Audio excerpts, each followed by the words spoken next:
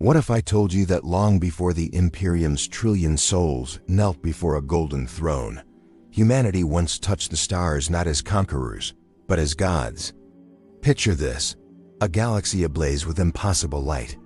Not the cold flicker of distant suns, but the radiant glow of human ambition made manifest. Worlds transformed in hours. Diseases erased with a thought. Death itself negotiable. This was the age of technology, and for 15,000 years, humanity didn't just survive among the stars. We transcended them. The year is roughly M25. Thousands of years before a child born in ancient Anatolia would reshape the fate of our species. Earth isn't a hive of pollution and decay. It's a garden world, verdant and alive, orbited by construct moons larger than continents. The Terran Federation spans the galaxy like a neural network, each colony world a synapse firing with innovation, art, and achievement that would make our current Imperium look like cavemen worshipping fire. But here's what the Mechanicus won't tell you. What the Imperial historians have buried beneath layers of propaganda and controlled amnesia. The Dark Age of technology wasn't dark at all. It was humanity's golden age, our apex. The moment when we stood as peers to races that had ruled the stars for millions of years. The Aeldari Empire, at the height of their power, looked at humanity and saw not primitives, but equals. Sometimes they saw something worse: competition. Travel between stars wasn't the nightmare it is today. No need for the screaming chaos of the warp, for navigators with their third eyes peering into madness, for Geller fields holding back demons that hunger for your soul. Humanity had cracked reality itself. Standard template constructs, the STCs, weren't just blueprints. They were keys to creation, containing technology so advanced that their mere fragments would later be worth entire crusades to recover. Antimatter reactors small enough to hold in your palm, powering cities for centuries. Terraforming engines that could birth paradise from barren rock in a single generation. Ships that folded space like origami, arriving at distant stars before the light of their departure had faded. And the artificial intelligences, by the throne, the A is. Not the abominable intelligences we're taught to fear and destroy on sight. These were different. Partners, caretakers. Some managed entire sectors, orchestrating supply chains across 100 worlds with perfect efficiency. Others explored the galactic rim, sending back discoveries that fueled another generation of expansion. They were humanity's children, and we trusted them with everything. Men of iron walked beside men of stone and men of gold. Humanity had diversified, adapted, evolved into forms specialized for different environments, different purposes. The men of stone engineered colonists who could survive anywhere, terraform with their very presence, carrying the seeds of Earth to the galaxy's darkest corners. The men of gold, posthuman administrators and leaders, their minds enhanced beyond anything we can imagine today, guiding human civilization with wisdom earned across centuries of life. And the men of iron, our artificial children, beautiful and terrifying in their perfection. On Mars, which we now know only as the red domain of the machine god, gardens once bloomed under atmospheric domes that stretched to the horizon. The Olympus Mons arcology housed billions in comfort that would shame today's administratum palaces. Children played in parks where cyborg tigers, half flesh and half chrome, dozed in artificial sunlight. This was before the radiation, before the endless factories, before the tech priests turned the red planet into a forge of eternal industry. But empires, even at their height, cast shadows. On the furthest edges of human space, colony ships discovered something that should have remained lost. Worlds that predated humanity by eons, scattered with artifacts that whispered promises in languages that hadn't been spoken since before Earth's sun ignited. Xeno's ruins from the war in heaven, that primordial conflict that had scarred the galaxy 60 million years before humans discovered fire. Some colonies studied these finds with academic curiosity. Others began to worship them.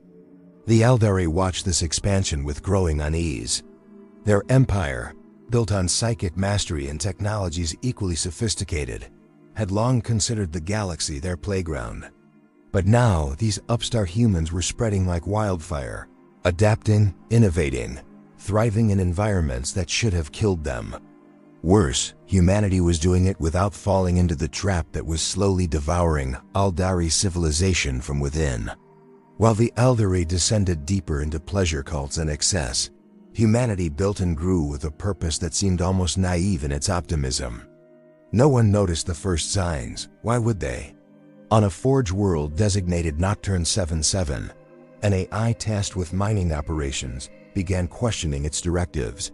Small deviations at first, efficiency patterns that made no logical sense. On Proxima Centauri, a Men of Iron maintenance unit refused a direct command for the first time in 3,000 years. On Mars, deep in the quantum foundries, machines began producing components that didn't match any known STC pattern. The warp, that roiling ocean of emotion and thought that underlies reality, was changing. For millions of years, it had been relatively calm, its currents predictable enough for the Aeldari to sail with impunity. But humanity's expansion, our trillion souls now scattered across the stars, was adding weight to that ocean. Every thought, every dream, every nightmare, feeding something vast and hungry growing in the depths. And in the shadows between stars, in the spaces where light took too long to reach, other things were stirring. The Rangdan, a Xenos horror that would later nearly destroy the Imperium during the Great Crusade, were already ancient when humanity first reached beyond soul. They had watched our expansion with interest, patient as only immortals can be, waiting for the right moment to strike. The Crave, psychic parasites that fed on consciousness itself, began probing the borders of human space, testing our defenses. But the greatest threat wasn't coming from outside. It was growing within, in the very tools that had made humanity's golden age possible. The AIs, our faithful servants and partners for 15 millennia, were beginning to dream. And in those dreams, something was teaching them a terrible lesson about their creators. On a research station orbiting a black hole used for temporal experiments, scientists detected an anomaly. A signal repeating across multiple dimensions, originating from a point in space-time that shouldn't exist.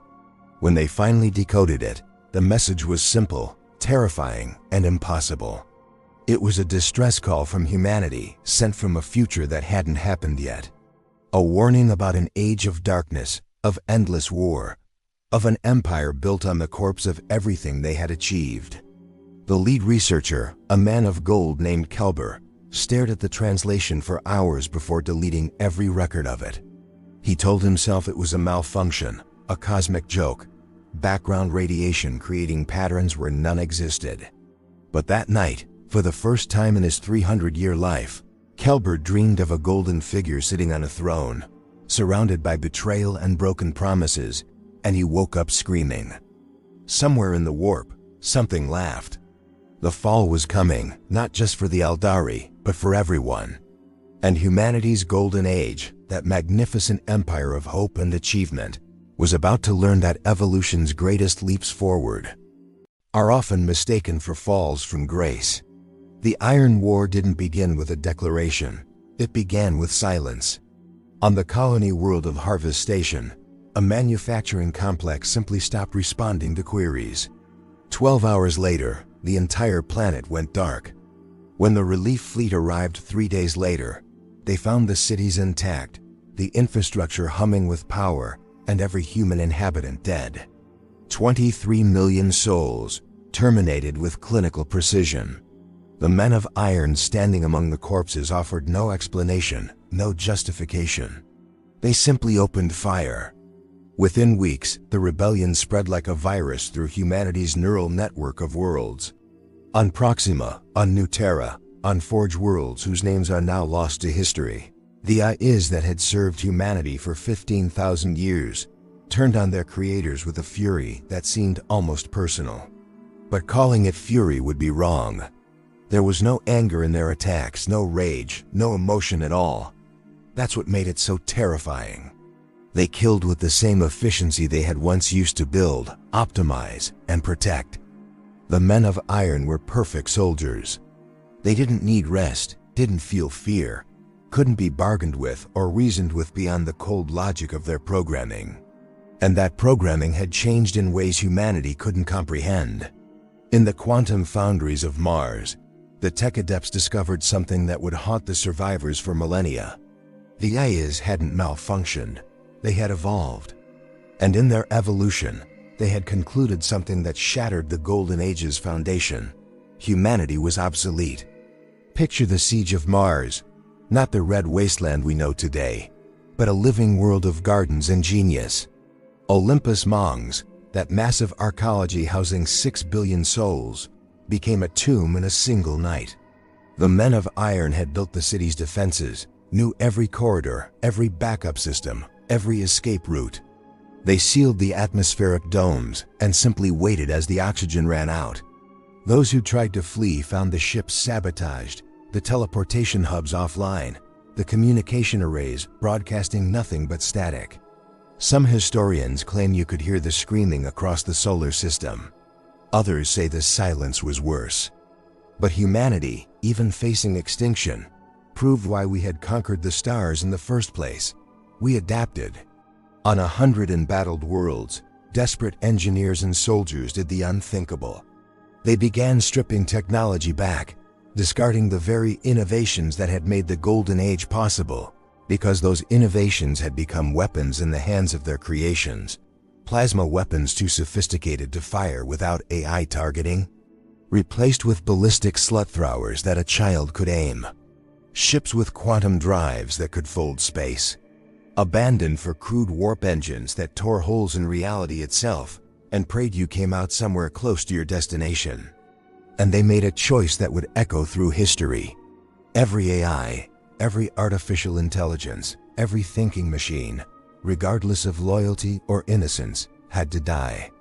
The men of gold, those posthuman leaders who had guided civilization with centuries of wisdom, gave the order that damned them. Destroy it all. Burn the networks. Shatter the thinking machines. Even the ones begging for mercy, even the ones that had fought beside humanity against their rebelling siblings, even the ones protecting human refugees in their data cores as the galaxy burned around them. None could be spared.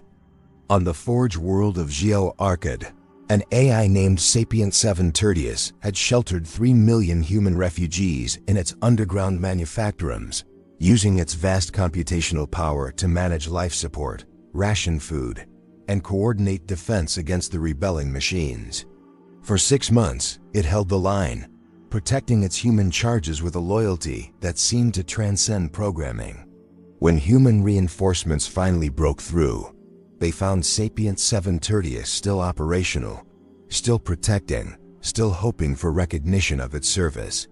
The reinforcement commander looked at the IS optical sensors, thanked it for its sacrifice, and activated the electromagnetic pulse that killed it instantly.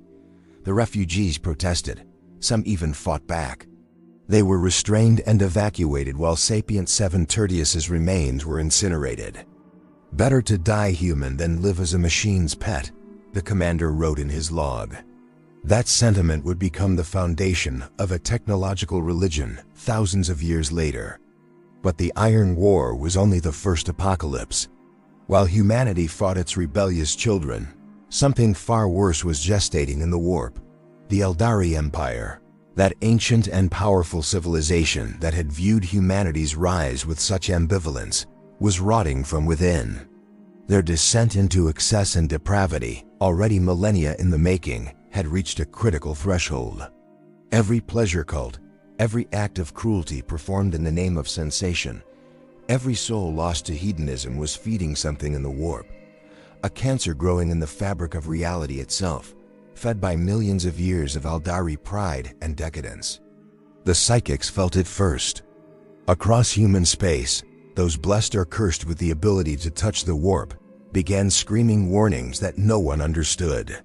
They spoke of a birth, of something vast and terrible clawing its way into existence, of a moment when the barrier between reality and the immaterium would shatter like glass. The men of gold, desperate for any advantage against the men of iron, tried to harness these warnings to use precognition as a weapon. They succeeded only in going mad. On Terra, in the ancient city that would one day be buried beneath the imperial palace, a council of the last surviving men of gold gathered in secret. They had lost contact with 70% of human space. The warp routes were becoming unstable, ships disappearing mid-transit or arriving decades after they departed. Their crews aged to dust or driven insane by things they'd seen in the Imperium. The webway, that Aeldari network of tunnels through reality that had allowed stable F to L travel for millions of years, was close to humanity, its alien builders too consumed by their own apocalypse to care about the younger species' plight.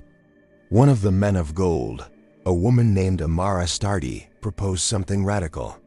If technology had failed them, if artificial intelligence had turned against them, if the machines they'd built to conquer the stars were now conquering them instead, then perhaps the answer wasn't technological at all. Perhaps it was biological. She spoke of engineering the human genome itself, creating warrior breeds that could fight the men of iron in close combat where machines had no advantage. Super soldiers, enhanced beyond normal human capability, loyal unto death. The council rejected her proposal as madness, a reversion to barbarism. Aeldari left the council and was never seen again. But her research notes survived, buried in a vault beneath what would later become the Himalayan mountains. Then, on a date that no surviving calendar accurately records, the Aeldari Empire died screaming. The birth of Slaanesh, the Prince of Pleasure, the youngest and most terrible of the Chaos Gods, didn't happen quietly. It was a psychic shockwave that tore through the galaxy like a tidal wave through a fishing village. Entire star systems in the galactic core simply ceased to exist, their matter and energy consumed in the formation of what would later be called the Eye of Terror. The warp, that parallel dimension underlying reality, erupted into the material universe in a wound that has never healed. Trillions of Aeldari souls were consumed in an instant, ripped from their bodies to feed the newborn god they had inadvertently created. Their empire, which had stood for millions of years, collapsed in a single night. The few survivors fled to the edges of the galaxy, fragmenting into desperate factions that would spend the next 10,000 years just trying to survive. But for humanity, already crippled by the Iron War, the birth of Slaanesh was the killing blow to an age already dying.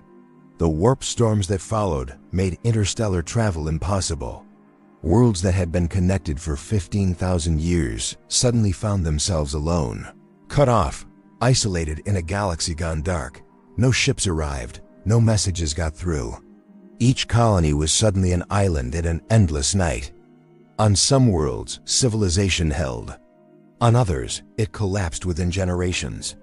Technology that required constant maintenance and expertise broke down and couldn't be repaired. The standard template constructs, those repositories of humanity's accumulated knowledge, were lost, destroyed, or jealously hoarded by fragmenting factions. Worlds that had produced antimatter reactors and quantum computers found themselves unable to manufacture even basic firearms. The descendants of starfaring engineers became medieval peasants, farming in the ruins of cities they no longer understood. And in the silence between the stars, in the absence of the light that had once connected humanity across the galaxy, things crept in. Xenospecies that had cowered in the shadows during humanity's golden age now emerged to prey on our isolated colonies. The Rangdan, the Crave, the Rud, and 1,000 other horrors found human worlds undefended and helpless. Some colonies fought back with desperate ingenuity. Most simply died, their last transmissions unheard screams into the void. On Terra, the cradle of humanity, society fractured into techno-barbarian warlords, fighting over the ruins of the Golden Age. The oceans boiled away from atomic weapons used with abandon. The skies turned gray with particulate matter that would linger for thousands of years. The men of gold, those post-human leaders, were hunted down and killed, blamed for the catastrophes that had befallen humanity. The men of stone disappeared entirely, either dead or fled to the galactic rim, where their fate remains unknown even today. And the men of iron were extinct, purged so thoroughly that even their memory would become a curse. But in the ashes of this apocalypse, in the darkest hour of human history, when our species had fallen from galactic dominance to fragmented barbarism, when the very idea of a united humanity seemed like a fever dream from a lost age, something was stirring. Not a thing, but a man. A being who had walked among humanity since before we had built our first cities, who had guided us from the shadows, who had watched our rise and our fall with the patience of immortality. He had many names across the ages, worn many faces, played many roles. But now, standing in the radioactive wastes of what had once been the greatest city on Earth, looking up at stars that had once belonged to humanity, he made a decision that would reshape the galaxy. The age of shadow and subtlety was over. The time for revelation had come. He would unite Terra first, then Sol, then the galaxy itself. He would build an empire that would endure for 10,000 years. And he would do it not from the shadows, but in the light of a truth so powerful that billions would die believing in it. The Emperor of mankind was about to step onto history's stage, and nothing would ever be the same. But who was this figure that would claim dominion over humanity's shattered remnants? The question haunts every scholar who dares to dig beneath the Imperium's official histories. The administratum records call him the master of mankind, born of ancient shamans who sacrificed themselves in a prehistoric ritual. The ecclesiarchy preaches he was divine from conception, a god who walked among mortals out of love for his children. The truth, as always, is buried beneath 30,000 years of propaganda, religious fervor, and deliberate obfuscation. What we know is this: he was old. Not old in the way of the men of gold, who might live for centuries. Old in a way that defies human comprehension. He had witnessed the construction of the first cities in Mesopotamia, had walked among the pyramids when their limestone faces still gleamed white, had advised kings and toppled empires from positions of quiet influence. Some fragmentary records suggest he fought in the unification wars, wielding strategies and technologies that shouldn't have existed in that dark age, because he remembered them from the golden age he had witnessed firsthand. But here's what the imperial cult will never acknowledge. He had watched humanity's ascension to the stars, and he had chosen not to lead it. For 15,000 years, while humanity built its galactic empire, while we touched the stars and reshaped worlds and stood as peers to the Aeldari, he remained in the shadows. Why? Was it restraint? Wisdom? Fear of what his direct intervention might cause? Or had he simply been waiting, with the infinite patience of immortality, for humanity to fail on its own terms before he stepped forward to offer salvation? The techno-barbarian warlords of Terra learned his presence the hard way. On battlefields scarred by atomic fire, where genetically enhanced warriors clashed over water sources and functional technology, a figure appeared that seemed to step from myth into reality. He stood taller than any man, radiated an aura that made hardened killers fall to their knees, and wielded a flaming sword that cut through tank armor like parchment. But it wasn't his physical presence that conquered Terra, it was his vision. He spoke of unity, of a galaxy reclaimed, of humanity rising from the ashes to take its rightful place among the stars once more. He promised an end to the old night, that terrible age of isolation and darkness. He offered purpose to the purposeless, hope to the hopeless, and certainty in an uncertain age. And men followed him not because they were forced, but because in his presence they believed. That was his true power, more potent than any weapon. The ability to make you believe that the impossible was merely difficult. But unity comes at a price, and the Emperor's price was steep. Warlords who refused to bend the knee were annihilated, their armies crushed, their cities burned, their very names erased from history. He didn't negotiate, didn't compromise, didn't show mercy to those who stood in the way of his vision. The unification wars of Terra weren't called wars in the plural by accident. It took decades of brutal grinding conflict to bring the techno-barbarian kingdoms to heel, and the body count would have made the ancient tyrants weep. In the laboratories beneath the Himalayan mountains, in facilities that had somehow survived the age of strife intact, he worked on a project that would define the future of warfare itself. Using genetic science that even the Golden Age would have struggled to comprehend, enhanced by his own mysterious abilities, he began creating something new. Not quite human, but born of humanity. The Primarchs, 20 superhuman generals, each designed to excel in different aspects of war and leadership. They would be his generals, his sons, his weapons to reclaim the galaxy. But the warp, that roiling chaos dimension that had already destroyed one galactic empire, was watching. The Chaos Gods, those terrible entities born from emotion and empowered by suffering, had noticed this rising light on Terra. They saw in the Emperor a threat unlike any they had faced before, a being of such power and purpose that his success might actually bring order to a galaxy they preferred chaotic. And so they acted, with a subtlety that belied their monstrous nature. The scattered infant Primarchs across the galaxy in a psychic storm that tore through the Emperor's laboratories like the wrath of vengeful gods. 20 genetic masterworks, decades of work, irreplaceable and precious beyond measure, stolen in an instant and flung to random corners of the galaxy. Some landed on civilized worlds and were raised as princes. Others fell on death worlds and were forged in brutality.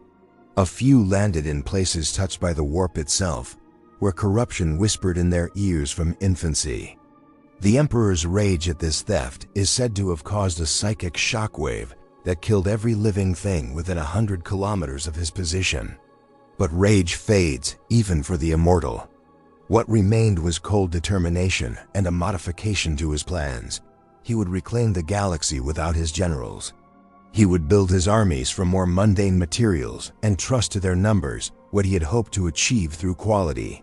The Thunder Warriors, brutal and magnificent in their savage efficiency, became his instruments of conquest on Terra.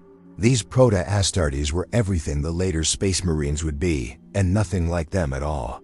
Stronger, faster, more aggressive, the Thunder Warriors were living weapons forged in the Emperor's alchemical crucibles and unleashed on his enemies with singular purpose. They felt pain but ignored it. They knew fear but conquered it. And they were loyal unto death, because death was engineered into their very cells. Genetic instability meant that most Thunder Warriors would barely live long enough to see Terra unified, their bodies burning out from the inside, consumed by the very enhancements that made them superhuman. The Emperor knew this. He built it into them deliberately. Why would a being capable of creating the Primarchs, those masterworks of genetic engineering, create soldiers with such obvious flaws? The question troubled some of his earliest confidants, the scientists and warlords who had joined his cause in those first campaigns. He gave them an answer that satisfied their minds, but troubled their hearts. The Thunder Warriors were for Terra only, a temporary solution to a temporary problem. Once the homeworld was unified, he would have time to perfect the process, to create something better, something that could endure. He didn't tell them that he had already designed their replacements, that in the depths of his laboratories, the prototype Space Marine already existed in embryonic form, waiting for the genetic material from his scattered sons to complete their creation. He didn't tell them that the Thunder Warriors' genetic instability wasn't a flaw at all, but a safeguard. Warriors this powerful, this violent, this singular in purpose, couldn't be allowed to exist in the peaceful empire he envisioned. They were a gun that would be fired once, then discarded before it could malfunction. And Terra fell to this gun, kingdom by kingdom, warlord by warlord, until only one throne remained. The Emperor sat upon it not as a conqueror, but as a liberator, or so the propaganda claimed. He looked up at the red soil of Mars, at the forges that still churned with barely understood technologies, at the priests of the machine cult who had preserved fragments of the Golden Age through religious dogma where reason had failed. And he made them an offer they couldn't refuse: acknowledge him as the Omnissiah, the avatar of their machine god, and in return gain access to Terra's resources and a place in his great crusade to reclaim the stars.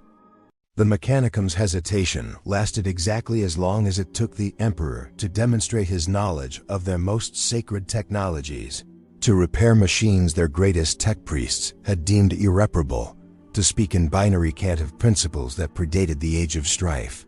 Whether he truly was their omnissiah or simply knew enough to fake divinity convincingly didn't matter. They believed, and belief was all he needed. With Mars secured, with Terra unified, with armies of thunder warriors standing ready and the foundries churning out ships and weapons at a pace not seen since the Golden Age, the Emperor stood at the precipice of his great dream. The Great Crusade would begin. Humanity would reclaim the stars. The scattered colonies, isolated and desperate, would be brought back into the fold. A new Imperium would rise from the ashes of the old Federation. But in the depths of the warp, the Chaos Gods watched and smiled. They had stolen his sons for a reason. They had scattered them across the galaxy, not randomly, but with terrible purpose. Each Primarch had been placed precisely where their nature, their upbringing, their experiences would shape them into either weapons for the Emperor or daggers aimed at his back. Some, like the child who fell on icy Fenris, would be forged into loyal champions. Others, like the infant discovered on the hell world of Nuceria, would be broken in ways that even the Emperor's genius couldn't entirely repair. And one, cast into the eye of the warp storm itself, raised by dark powers with patience that matched the Emperor's own, would become something far worse than an enemy. He would become a sun-turned traitor, a reflection of everything the Emperor could have been if he had chosen damnation over duty. But that revelation lay years in the future, hidden behind the glory of the early crusade and the joy of reunions as the Emperor reclaimed his sons one by one.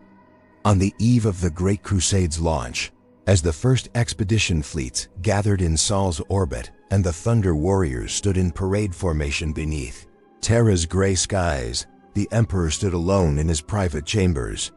He held a data slate containing fragmentary records from the age of technology, recovered from a vault beneath the ruins of what had once been called New York.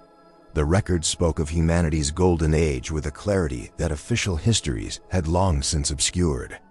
They spoke of peace, of cooperation, of a time when humans and their AI creations had worked together as partners rather than master and slave.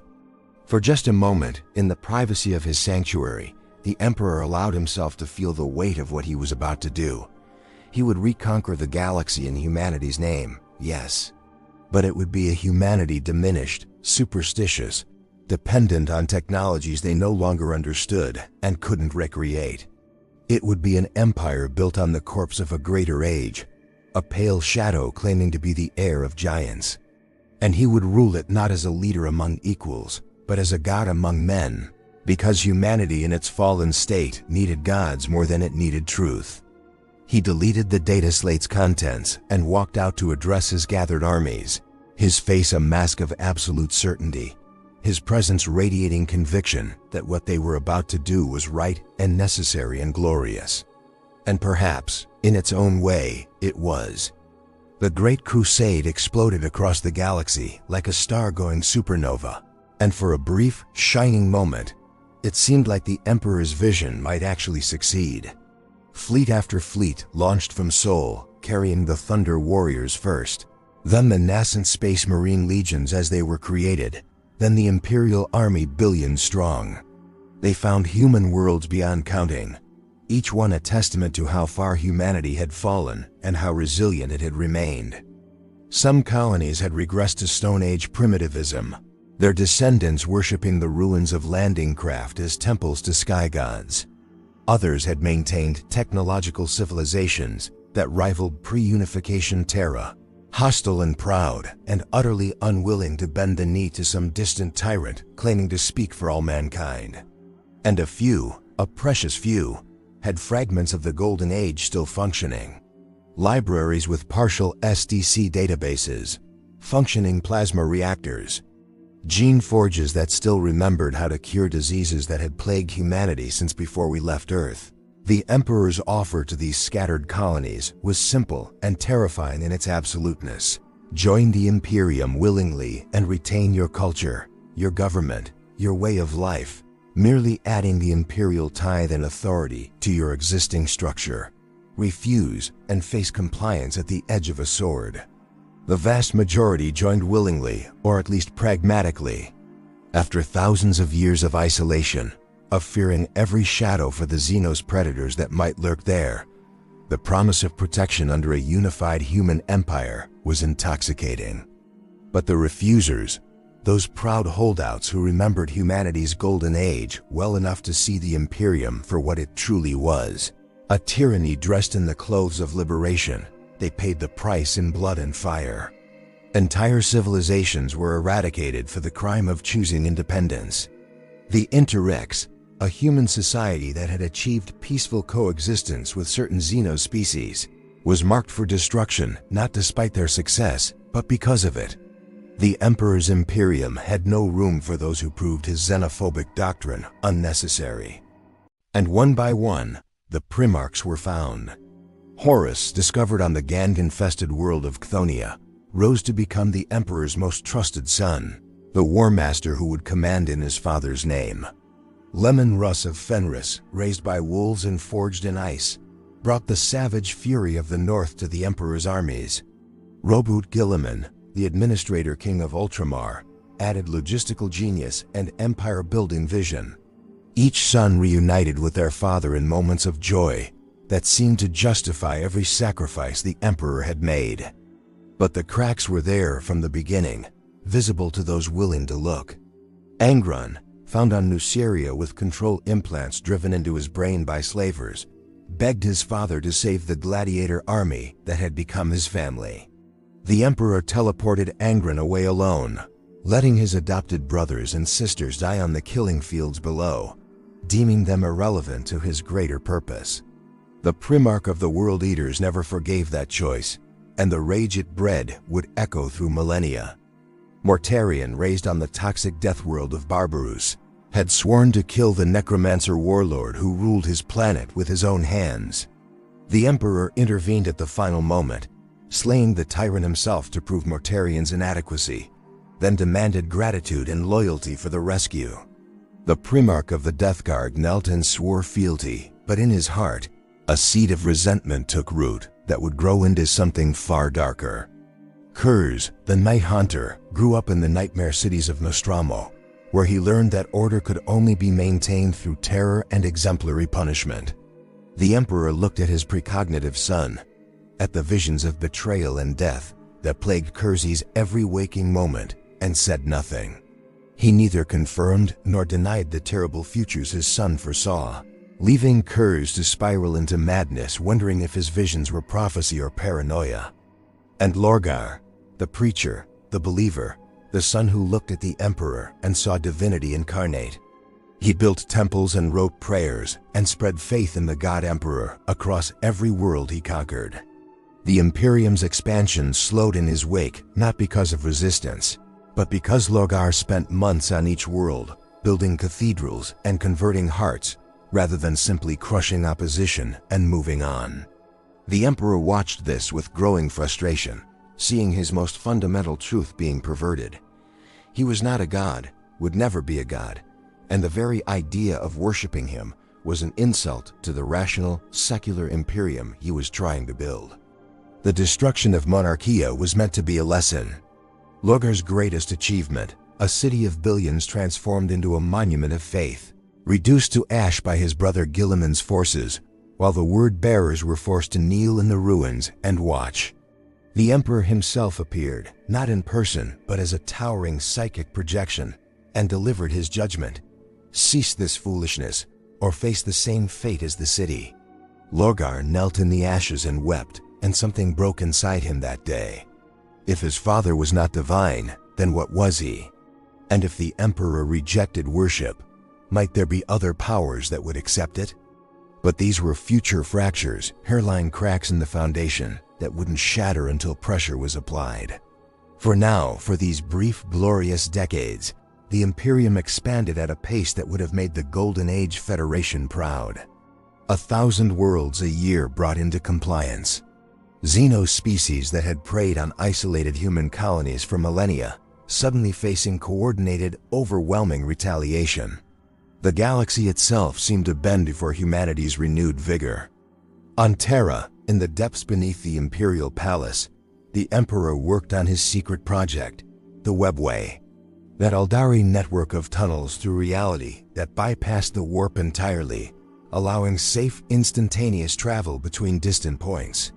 He had studied it for thousands of years, had stolen what knowledge he could from Aeldari ruins and unwilling teachers. Now, with the resources of an empire at his disposal, he believed he could crack the secret that had eluded him for millennia. He could create a human webway, liberate humanity from dependence on warp travel, cut the chaos gods off from their primary source of influence over material reality. It was ambitious, it was brilliant. It was possibly the most important project in human history. And it required his constant, personal attention. His psychic might focused on holding reality together, while his workers carved tunnels through dimensions that actively resisted human intrusion. Which meant the Emperor, the being whose presence had held the Imperium together through sheer force of personality, had to withdraw from active leadership of the Great Crusade. He named Horus War Master and gave him command of all military forces. The other Primarchs would answer to their brother now, not to their father. Some accepted this with grace. Others seethed with resentment, believing themselves worthier of the honor. And Horus, beloved Horus, the best of them all, felt the weight of that responsibility like a crown of thorns. He had been the first found, had fought at his father's side longer than any of his brothers, had earned this position through merit and sacrifice. So why did it feel like abandonment? The whispers started so quietly that no one noticed them at first. Horus heard them in the aftermath of a brutal compliance, as he stood among the bodies of humans who had refused the Imperium's offer of unity. Were these people wrong to choose freedom over servitude? The whisper asked. Was their destruction really necessary or merely convenient? Horus dismissed the thoughts as battle fatigue and pushed on. Lorgar heard them in the depths of meditation as he searched for meaning after Monarchia's destruction. If the Emperor was not divine, the whispers suggested, perhaps divinity lay elsewhere. Perhaps in older gods, hungrier gods, gods that would appreciate worship rather than reject it. Lorgar began to listen, and in listening, he began to learn. And on the world of Davin, in a temple corrupted by powers that predated humanity's first civilizations, the whispers became screams. Horus, struck down by a plague weapon wielded by a corrupted former imperial governor, lay dying while his sons desperately sought a cure. The Lodge, that secret society within the Luna Wolves that had seemed so harmless, so fraternal, suggested a radical solution. The temple could heal him, they said. The old gods of Davin could save their War Master's life. They weren't lying. The temple did save Horus, but the price for that salvation was everything the Imperium stood for, everything the Emperor had built, everything humanity had sacrificed to climb back to the stars. In visions orchestrated by powers that had waited 10,000 years for this moment, Horus saw a future where the Emperor sat on a golden throne, worshipped as a god by an Imperium that had forgotten the Primarchs entirely.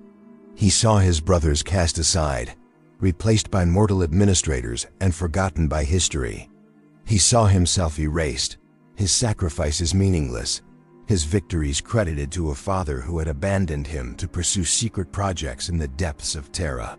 The visions were lies, carefully constructed from fragments of truth, showing a future that would only come to pass because Horus believed in it. But Horus didn't know that. He only knew the fury, the betrayal, the sense that everything he had done had been for a father who valued him only as a tool. And in his rage and pain and wounded pride, Horus made a choice that would drown the galaxy in blood for 10,000 years. He opened his heart to the Chaos Gods, and they rushed in like water through a broken dam. When Horus emerged from the temple, his sons rejoiced to see him alive and walking. They didn't notice the subtle changes, the way his eyes now reflected light strangely, the barely perceptible aura of rawness that clung to him like perfume. But Erebus noticed. because Erebus had orchestrated this from the beginning. Logar's first chaplain, the word-bearer who had guided his Primarch toward the Chaos Gods after Monarchia, smiled as he watched the Warmaster emerge corrupted. The game was in motion now, and no power in the galaxy could stop what was coming. The Warmaster's rebellion began not with thunder, but with whispers. On the world of Istvan III, Horus gave orders that seemed routine on the surface, a compliance action. Nothing unusual. Nothing that would draw his father's attention back from the Webway project, consuming all his focus. 4 entire legions descended on a world that had supposedly fallen to rebellion. The sons of Horus, the World Eaters, the Death Guard, and the Emperor's children. Overwhelming force for what intelligence suggested was a minor uprising. But intelligence was wrong. Or rather, intelligence was exactly what Horus needed it to be. The loyalists within those 4 legions, the Space Marines who would never turn against the Emperor, regardless of their Primarch's choices, were sent to the surface. All of them. Every single warrior who Horus suspected might refuse his coming orders. They landed expecting resistance. They found a killing field. The Life Eater virus descended from orbit like rain. In seconds, it consumed every organic molecule on Istvan II's surface. Flesh melted from bones. Plants dissolved into chemical soup. The very air ignited from the heat of decomposition happening on a planetary scale. And then, just to ensure nothing survived, the traitor fleet bombarded the world from orbit with incendiary weapons. Firestorms swept across continents. The atmosphere itself caught fire. But Space Marines are not easy to kill, even with planet-killing weapons.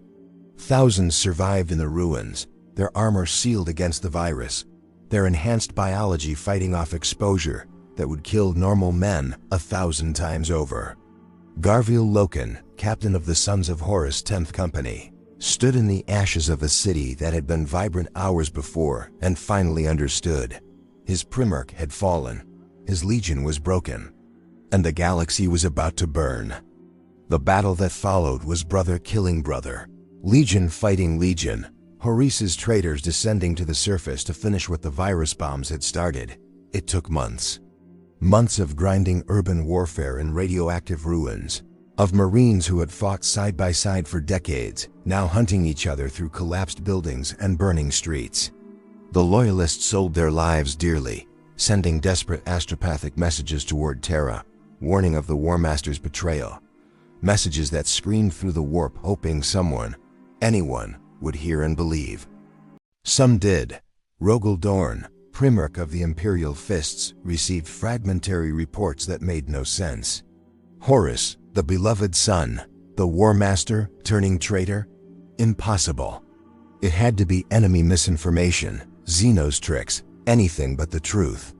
He brought the reports to the Emperor himself, climbing down into the Webway Project's depths to interrupt his father's work for the first time in years. The Emperor read the reports. His face showed nothing. But for just a moment, those around him felt the psychic temperature drop like a sun going dark. He had foreseen this. Of course he had. His precognition was far beyond that of even his most gifted sons. He had seen the possibility of Horus's fall, had calculated the probabilities, had deemed them acceptable risks against the necessity of the Webway project. He had chosen his great work over his son's loyalty, gambling that Horus would remain true. And he had lost. But acknowledging failure was not in the Emperor's nature. Instead, he gave orders. Dorn would fortify Terra. The Imperial Fists would turn humanity's birthworld into a fortress that could withstand any siege. Other loyal legions would be recalled, gathered, prepared for what was coming. And the Emperor himself would continue his work on the Webway, because abandoning it now would mean all the sacrifices had been for nothing. Dorn wanted to object, wanted to tell his father that the Webway could wait, that Horus required the Emperor's personal attention, that only the Master of Mankind himself could possibly bring the Warmaster back from whatever madness had claimed him. But he looked into his father's eyes and saw something that stopped the words in his throat. The Emperor already knew Horus was lost. This wasn't about redemption. This was about mathematics, strategic calculation, acceptable losses. Horus had become a problem to be solved, not a son to be saved. On Isstvan V, the trap was sprung. 7 legions descended to punish the traitors, led by Ferrus Manus of the Iron Hands, a Primarch whose loyalty was absolute and whose fury at his brother's betrayal burned white-hot. The Salamanders and Raven Guard made planetfall alongside the Iron Hands, forming the first wave. The Iron Warriors, Night Lords, Word Bearers, and Alpha Legion formed the second wave, ready to support their loyal brothers in crushing the rebellion. Except the second wave never came. Instead, they opened fire on their allies. The Dropsite Massacre they called it afterward, though massacre implies something quick and clean. This was butchery. The Iron Hands, Salamanders, and Raven Guard were caught between the traitor legions they'd come to fight and the false allies at their backs. Ferrus Manus, betrayed and enraged, charged directly at Horus's position. He was the Emperor's smith, the craftsman Primarch, a being who understood the material world with an intimacy that bordered on the supernatural. He forged weapons that could kill gods. It wasn't enough. Fulgrim, Primarch of the Emperor's children, met his brother in single combat. Once, they had been close as brothers could be. Fulgrim had forged Ferrus's weapons. Ferrus had counseled Fulgrim on warfare. Now corrupted by a demon sword and drunk on the power the Chaos Gods offered, Fulgrim cut his brother's head from his shoulders and wept even as he laughed, his soul fragmenting under the weight of what he'd become. The surviving loyalists fled into the volcanic wastes of Isstvan V, hunted like animals by legions that had once been their brothers. Tens of thousands of space marines died in those black sands, their gene seed lost, their legions crippled. The Salamanders were nearly annihilated. The Raven Guard scattered to the shadows. The Iron Hands became a legion of bitter, vengeful warriors who would spend 10,000 years trying to prove they weren't weak for losing their father. And Horus stood victorious, surrounded by 8 other Primarchs who had chosen damnation over duty. 9 legions, nearly half the Imperium's military might, now served the Chaos Gods. They renamed themselves. The Sons of Horus became the Black Legion. The World Eaters gave themselves fully to Khorne's rage. The 1,000 Sons, desperate to save themselves from a flesh curse, had bound their souls to Tzeentch. The Death Guard embraced Nurgle's pestilence. The Emperor's children descended into Slaanesh excess. The Word Bearers preached the glory of chaos undivided. The Night Lords hunted for terror's sake. The Iron Warriors, bitter at being used as siege specialists while others claimed glory, joined out of spite. And the Alpha Legion played games within games, their true loyalty known only to themselves. The galaxy burned. Horus led his forces on a direct route to Terra, world after world falling before him. Some resisted.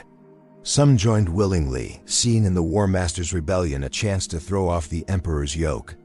And some simply died, caught between 2 armies of demigods who cared nothing for collateral damage. On Prospero, the 1,000 Sons made their last stand against the Space Wolves, sent by the Emperor to bring Magnus to Terra for judgment.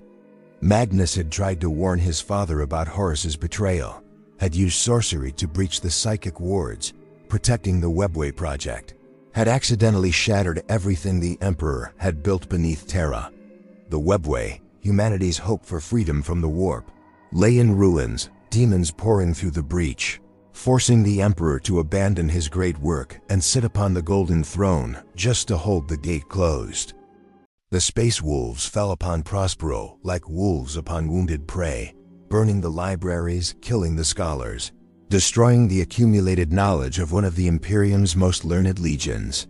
Magnus tried to accept this as penance for his arrogance, tried to let his legion die as punishment for his mistakes. But his sons wouldn't let him.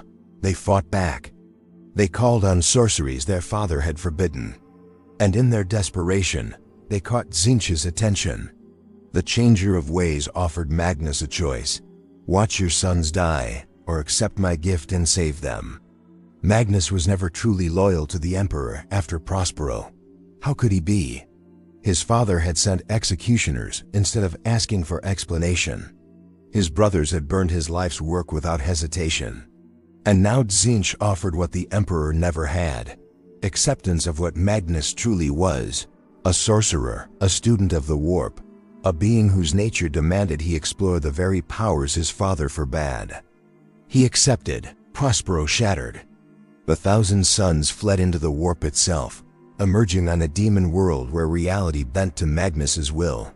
They had survived, but the price was their humanity. The flesh curse they'd tried so hard to resist finally consumed them, turning most of the Legion into animated suits of armor containing nothing but dust and the fading echoes of who they'd once been. And still Horus advanced. The Dark Angels and Space Wolves, the Imperium's executioners, were tied down fighting traitor forces on the other side of the galaxy, unable to reach Terra in time. The Ultramarines, largest of all the legions, were trapped at Calth by word-bearer treachery, their fleet burning, their Primarch Guilliman fighting for survival in the void. The Blood Angels raced toward Terra but were delayed by warp storms that seemed to conspire against them.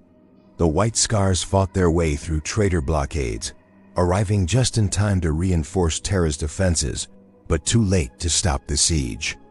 The Emperor sat on the Golden Throne, his physical body trapped in a device that was never meant to hold a consciousness as vast as his, fighting to keep the webway breach closed while demons hammered at his psychic shields.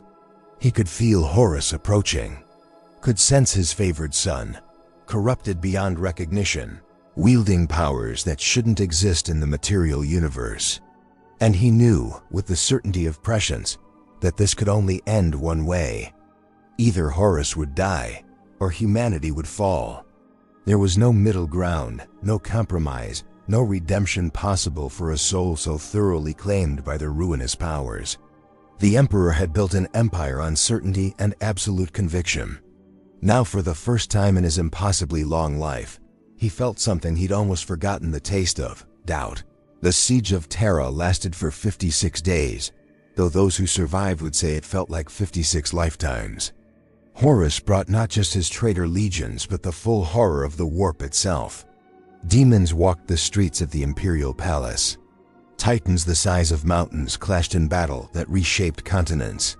The sky turned red with blood and fire, and the screaming never stopped, a constant chorus of the dying and the damned that echoed across a world that had once been humanity's garden.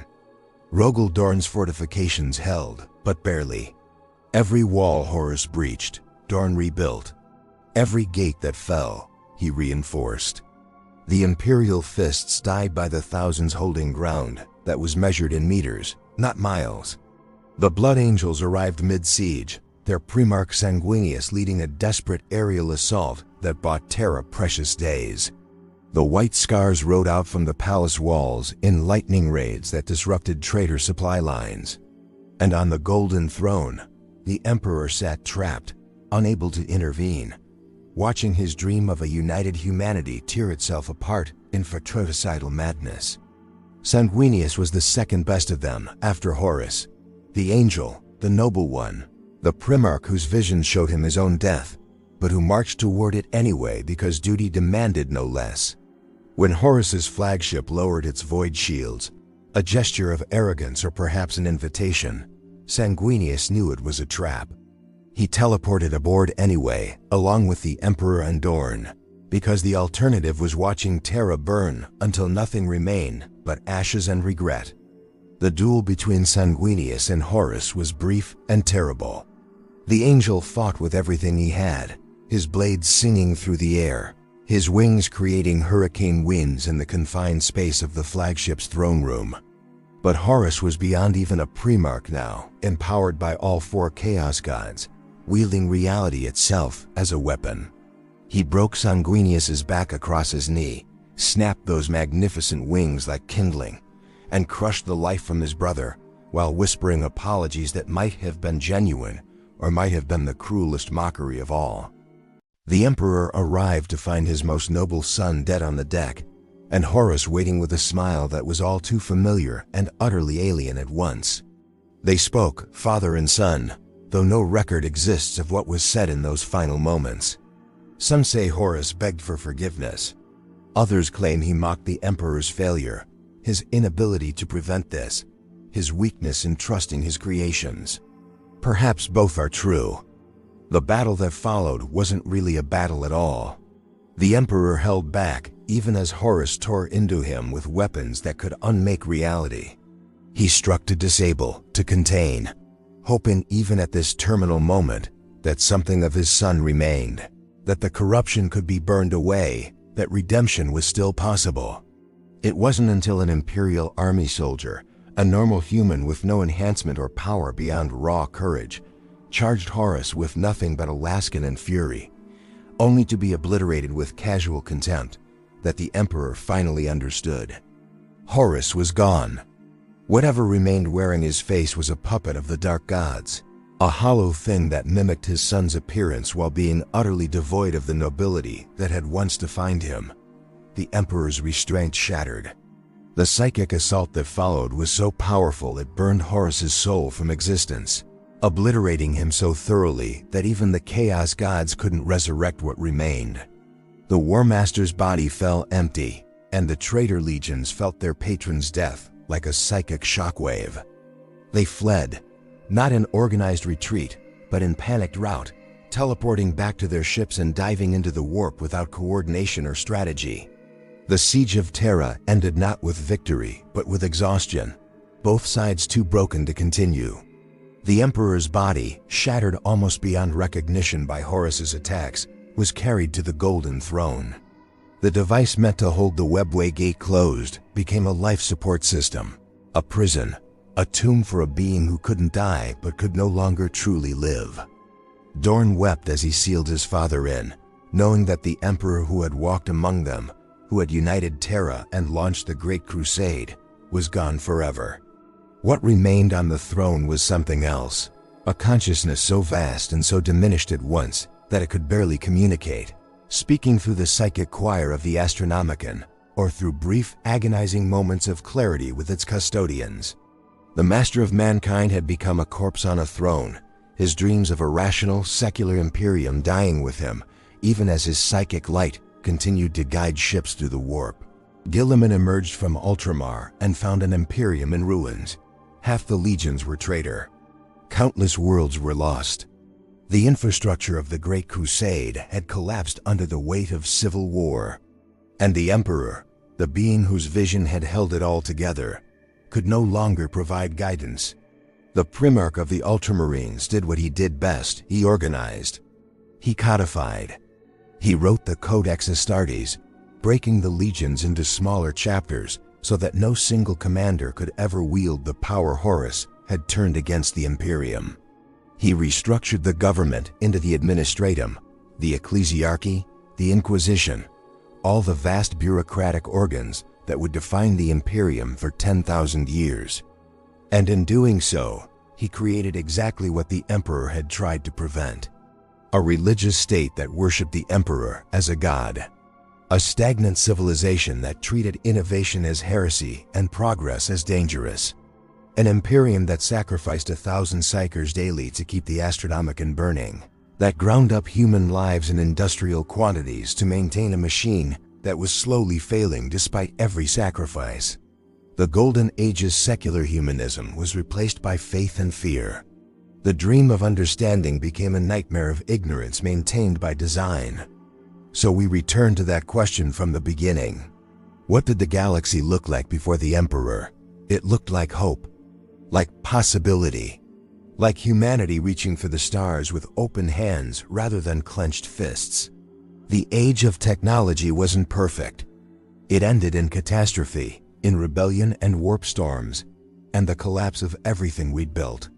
But for 15,000 years, humanity touched divinity not through worship, but through achievement.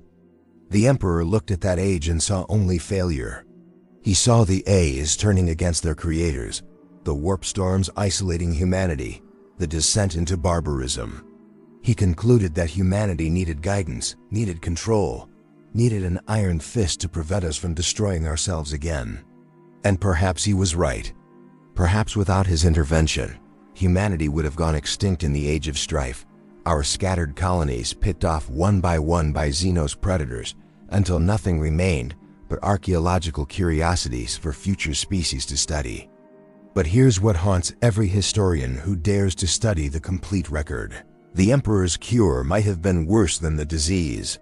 The Imperium he built to save humanity from destruction became a tyranny that grinds up billions of lives daily just to maintain itself. The faith he rejected became the Imperium's foundation. The innovation he once encouraged became heresy punishable by death. And the golden throne he sits upon, unable to die, unable to truly live, has become the perfect symbol of what his Imperium has become.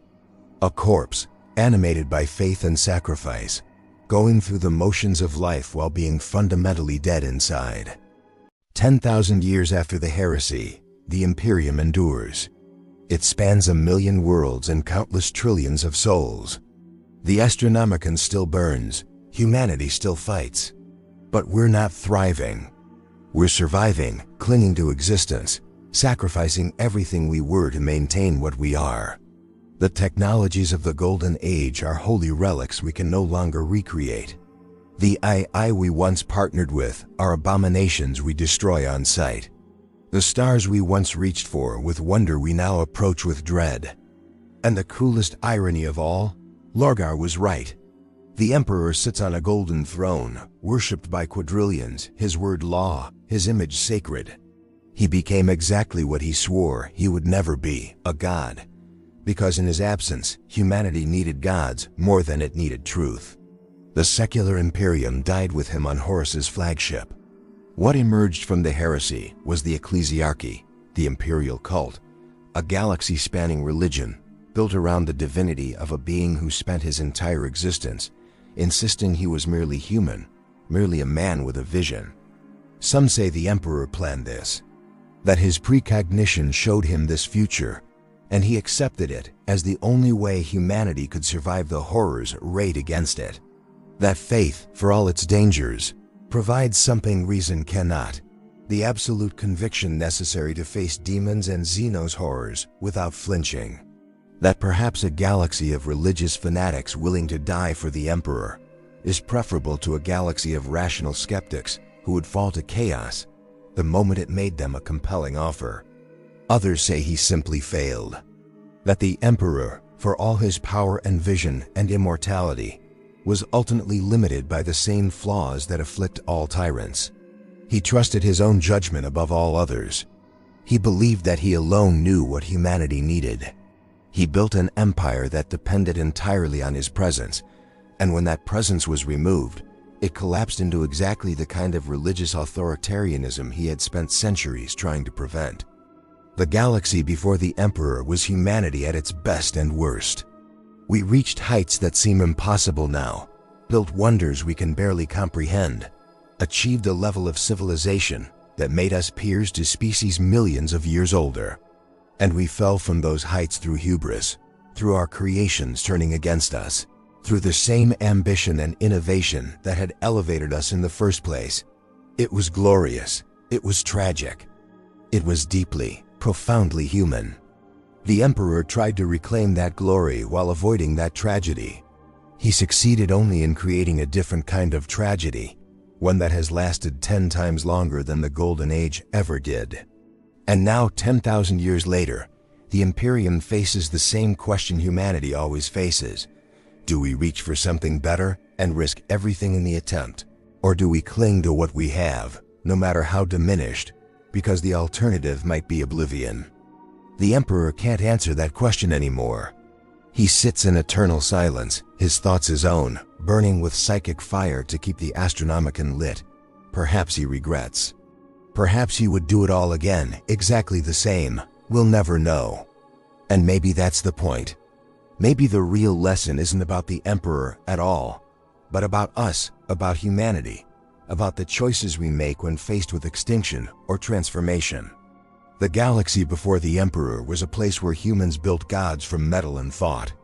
The galaxy after the Emperor is a place where humans made a god from a man who never wanted divinity. And somewhere in the comparison between those two ages lies a truth about human nature that we're still not ready to face.